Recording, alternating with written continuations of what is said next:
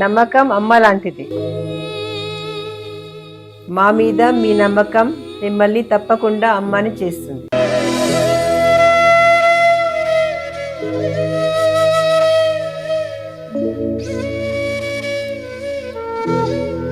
నేడు ఎంతో మంది మా మీద నమ్మకంతో అమ్మాయారు.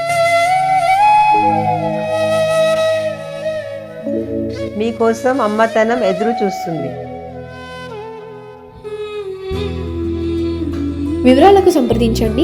Kiran infertility centre, Hyderabad, Bengaluru, Chennai, Delhi. మనం ఈరోజు చెప్పుకోబోయే టాపిక్ శత్రువులు మనకి పెరుగుతూ ఉంటారు. సో ఆ శత్రువులు మనం జన్మించిన లగ్నాన్ని బట్టి, మనం పుట్టినటువంటి నక్షత్రాన్ని బట్టి, మనకి పూర్వజన్మలో ఉన్నటువంటి కర్మలను బట్టి రుణము, రోగము, శత్రువులు ఏర్పడుతూ ఉంటారు. మరి ముందుగా మీరు మేష లగ్నంలో పుట్టారనుకుందాం. మీనం వారికి కనుక చూసుకున్నట్లయితే మీన లగ్నం ప్రధానంగా, ఎందుకంటే పూర్వజన్మ కర్మలను నిర్ధారణ చేసేవి లగ్నం ద్వారానే. రాశి అనేటువంటి సెకండరీ, లగ్నం తెలియని వారు చూసుకోవాలి. మరి ఈ మీనము వారికి ప్రధానంగా మీకు పూర్వజన్మ కర్మ అనేటువంటిది రవి ద్వారా ఏర్పడుతుంది. గుర్తుపెట్టుకోండి, రవి, శని కూడా కొంత ఉంటాడు.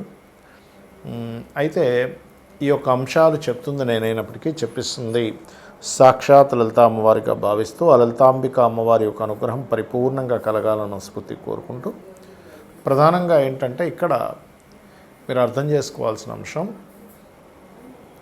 ఈ యొక్క గ్రహాలు ఏవైతే ఉన్నాయో, ఈ మీన లగ్నానికి రవి శని ఇద్దరు చూపిస్తారనుకున్నాం. కాబట్టి శని రాశుల్లో ఉండే గ్రహాలకు సంబంధించినవి, రవి రాశుల్లో ఉండే గ్రహాలకు సంబంధించిన దానాలు ఇవ్వండి. అయితే వీళ్ళ లైఫ్ ఎప్పుడూ కూడా ఒకటే గుర్తుపెట్టుకోండి, పూర్వజన్మ కర్మ కారకుడు రవి అయ్యాడు కాబట్టి తండ్రితో ఎక్కువ రిలేషన్ ఉంటుంది. తండ్రితోనే అన్నీ పొందుతారు, తండ్రి ద్వారానే అన్నీ పోగొట్టుకుంటారు.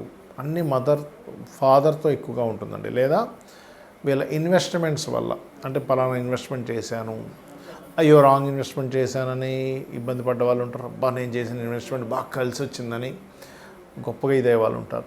రెండు రకాలుగా ఉంటుంది. సాటర్న్ బాగుంటేనేమో ఇన్వెస్ట్మెంట్స్ చేయడం వల్లే నేను ఒక లైఫ్లో ఒక కోటీశ్వరుని అయిపోయానని చూస్తాము.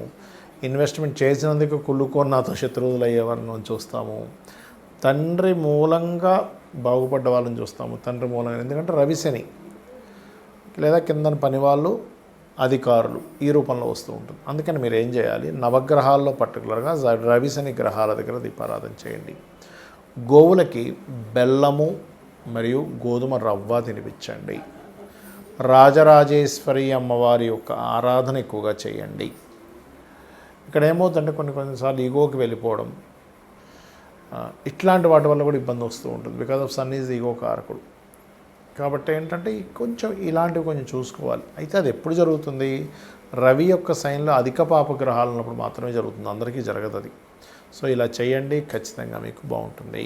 అయితే ఇక్కడ ఏంటంటే ఒక్కొక్క లగ్నానికి కొన్నిసార్లు 6th హౌస్ అయితే, కొన్నిసార్లు 11th హౌస్, కొన్నిసార్లు 2 హౌజెస్ అని చెప్పాను. ఇక్కడ 6వ అధిపతి అయితే డైరెక్ట్గా మనం లగ్నం నుంచి లెక్క పెట్టుకొని 6వ స్థానం ఎవరో దానికి దానం ఇచ్చేస్తాము. 11వ స్థానం అయితే 11వ అధిపతి ఎవరో దానాన్ని ఇస్తాము. అయితే ఇక్కడ మెయిన్ పాయింట్ ఏంటంటే ఇది లగ్నం నుంచే చూసుకోండి. లగ్నము తెలియదు అనుకునేటువంటి వారు రాశి జోలికి వెళ్ళొచ్చు, అందులో ఎటువంటి సందేహం లేదు. అయితే ఇక్కడ ఇప్పుడు ఒక్కొక్క గ్రహం వల్ల కూడా ఒక్కో రకంగా వస్తూ ఉంటుంది.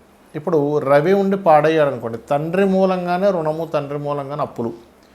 అదే రవి ఉండి బాగున్నాడు, ఎగ్జాల్టెడ్ హౌస్ అయింది అది. అంటే ఉదాహరణకి ఎలా అంటే ఇప్పుడు వృశ్చిక లగ్నం అయింది అనుకోండి, వృశ్చిక లగ్నానికి 6th హౌస్లో రవి ఈజ్ ఎగ్జాల్టెడ్, పాడవలేదు. అప్పుడేమవుతుంది, ఆయన వల్లనే మీకు బాగుంటుంది కూడా లైఫ్. అంటే ఆయన సపోర్ట్ వల్లే బాగుంటుంది. ఇక్కడ ఎంతసేపు రుణము అంటే మనం రుణపడున్నామా, మనకు రుణపడున్నారా ఈజ్ మోస్ట్ ఇంపార్టెంట్ థింగ్. ఇలా ఎప్పుడైతే మనకు రుణపడున్నారు అనేటువంటిది ఎగ్జాల్టెడ్ ప్లానెట్స్ వల్ల వస్తాయి. ఎప్పుడైతే ఇప్పుడు ఎగ్జాంపుల్ అదే శని ఉన్నాడు అనుకోండి, వృశ్చిక లగ్నానికి 6లో శని ఉన్నాడు అనుకోండి, పని వాళ్ళు అంటే వీళ్ళ కింద వర్క్ చేసేటువంటి వర్కర్స్ వల్ల వీళ్ళు ఎక్కువ స్ట్రెస్ అవుతూ ఉంటారు. వాళ్ళ వల్ల ఇలా అవ్వడం, డిస్టర్బెన్సెస్ అవ్వడం, ఇవన్నీ కూడా జరుగుతూ ఉంటాయి అట్లా. అయితే ఇక్కడ ఏంటంటే మెయిన్గా గమనించవలసినటువంటిది, ఇక్కడ ఎప్పుడైతే మీకు రవి ఉండి పాడయ్యాడు, అప్పుడు గోధుమలు దానంగా ఇవ్వండి. కేజీంబావు గోధుమలు, రెడ్ కలర్ క్లాత్. ఫస్ట్ అయితే 7 వీక్స్ ఇవ్వండి. వీలైనంత మటుకు సూర్య ఆలయాలకు వెళ్ళండి. తండ్రి యొక్క బ్లెస్సింగ్స్ తీసుకోండి. ఎందుకంటే వాళ్ళతోనే గొడవలు కూడా ఉంటాయి, వాళ్ళతోనే వాళ్ళ మూలంగానే లేదా వాళ్ళ బంధువర్గం మూలంగానే వస్తూ ఉంటుంది. అయితే బంధువర్గం మూలంగా రావాలంటే ఎక్కువగా బుధుడు పాడవాలి 6వ స్థానంలో. 6లో కానీ 11లో కానీ బుధుడు పాడైతే అది 11వ స్థానం కూడా పాప అయితే, శుభుడైతే కాదు, పాపై పాడైతే కనుక ఖచ్చితంగా బంధువర్గాలు అప్పుల వల్లే వస్తూ ఉంటాయి. అప్పుడు ఏంటి, పెసలు ఇవ్వండి. ఒకవేళ చంద్రుడు పాడయ్యాడు, 6వ స్థానంలో ఉన్నాడు లేదా 11వ స్థానంలో ఉండి పాడయ్యాడు, అప్పుడు బియ్యము దానంగా ఇవ్వండి. ప్లస్ గోవులకి కాస్త మీరు ముల్లంగి తినిపించండి, ఖచ్చితంగా బాగుంటుంది. అలా కాకుండా కుజుడు పాడయ్యాడు అనుకోండి, కుజుడు ఎక్కడ పాడవుతాడు, కర్కాటకంలో పాడవుతాడు. అంటే కుంభలగ్నం వాళ్ళకి అవుతుంది కుజుడు మెయిన్గా పాడవడం. లేదా పాపగ్రహాలతో కలిసి ఉంటే అది ఎనీ లగ్న 6th హౌస్లో కనుక పాపగ్రహాలతో కలిసి ఉన్నాడు కుజుడు, దాన్ని ఆటోమేటిక్గా పాడైనట్టు అర్థం. ఒక్కొక్కసారి డైరెక్ట్గా కలవు గ్రహాలు, ఇండైరెక్ట్గా. ఒక్కోసారి ఎలా అంటే ఇప్పుడు కుంభలగ్నం వారికి సర్వసాధారణంగానే మనకి ఈ చంద్రుడు 6వ అధిపతి అవుతాడు, సో చలితో ఉంటుంది. కానీ సమ్టైమ్స్ ఆ చంద్రుడు చూడడానికి బాగానే ఉన్నాడు కదా అనిపిస్తుంది, కానీ దృష్టి కూడా ఉంటుంది. అంటే ఇక్కడ మనం కన్సిడర్ చేయాల్సింది ఏంటంటే దృష్టి ఎలా ఉంది, దాని మీద గోచారం యొక్క గ్రహాల యొక్క స్థితి ఎలా ఉంది ఈజ్ మోస్ట్ ఇంపార్టెంట్, గుర్తుపెట్టుకోండి. ఈ రకంగా చూసుకోవాలి. అదేవిధంగా మరొక విషయం ఏంటంటే ఇక్కడ గమనించినట్లయితే ఈ చంద్రుడు మరియు అదేవిధంగా ఏదైతే బుధుడు ఉంటాడో చంద్రుడు ఉన్నాడో, ఇందాక చెప్పినట్టుగా బంధువర్గం వారు అండ్ అట్లాగే పెసలు దానంగా ఇవ్వడం, బియ్యం దానంగా ఇవ్వడం చేయాలి. ఒకవేళ సమ్టైమ్స్ గురువు ఉంటాడు పాడైపోయి, అది కూడా ఇప్పుడు మకర రాశిలో గురువు అనుకోండి నీచబడ్డాడు, లేదా గురుచండాల యోగంలో లేదా పాపగ్రహాలతో ఉన్నాడు, అప్పుడు గురువు పాడయ్యాడు అని అర్థం. అప్పుడు ఏం చేయాలి అంటే సింపుల్గా ఏం లేదు. ఇక్కడ మీరు ఏంటంటే ఇలా ఉన్నప్పుడు శనగలు దానంగా ఇవ్వడం, దత్తాత్రేయుడు యొక్క ఆరాధన చేయడం, గోవులకి అరటికాయలు తినిపించడం చేస్తూ ఉండండి.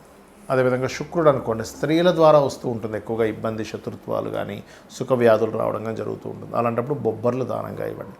సమ్టైమ్స్ శని వల్ల వచ్చినప్పుడు మాత్రం ఇది ఎక్కువగా రోగం మీద ఎఫెక్ట్ చూపిస్తుంటుంది.